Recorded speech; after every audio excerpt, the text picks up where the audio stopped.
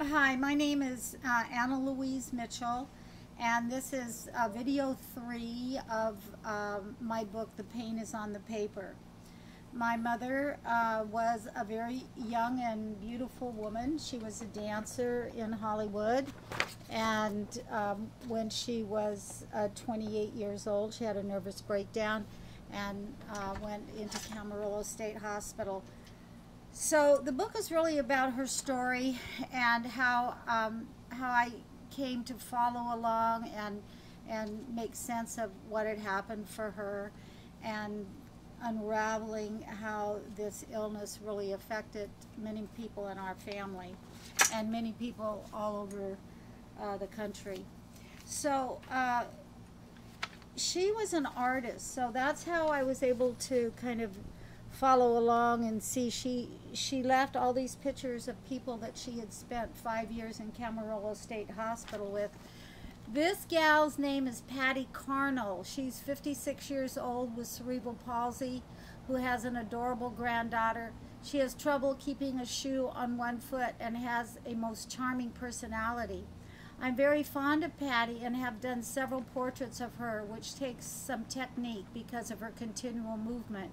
This makes me believe that despite the fact that my sense of imagination is deteriorating, that is, my sense of beauty in classical art form, that I am becoming a more realistic drawer. Love, Beverly. This makes me think, too, that someday I'll be able to do better portraits of you jumpy kids whenever I get to see you again.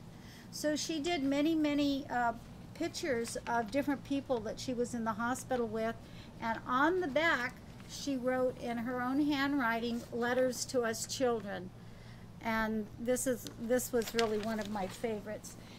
Another favorite of mine is Rosemary Benton. Here's Rosemary, has epilepsy and thinks she's in love with Bob Crosby.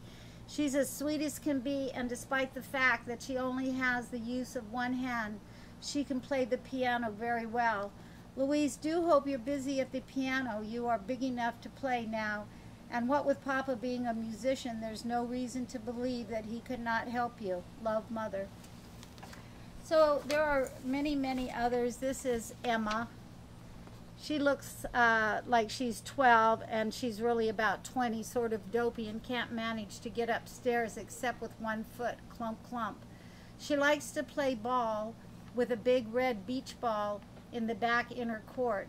And she says, "Candy, I like you. Love, Mother." And this little gal, Mabel Rogers, she is a psychic. Now the letter on the back is really quite long, so I'm not going to read it all, but Mabel Rogers did another drawing of Mabel in a watercolor paper with pencil using 3 heads, full view, 3/4 views, and a side view. She has an exceedingly interesting face and wears a leather chain around her neck with a leather casing at the bottom, with the 3 heads, the leather chain going vertically as it would, surrounding the laws of gravitation.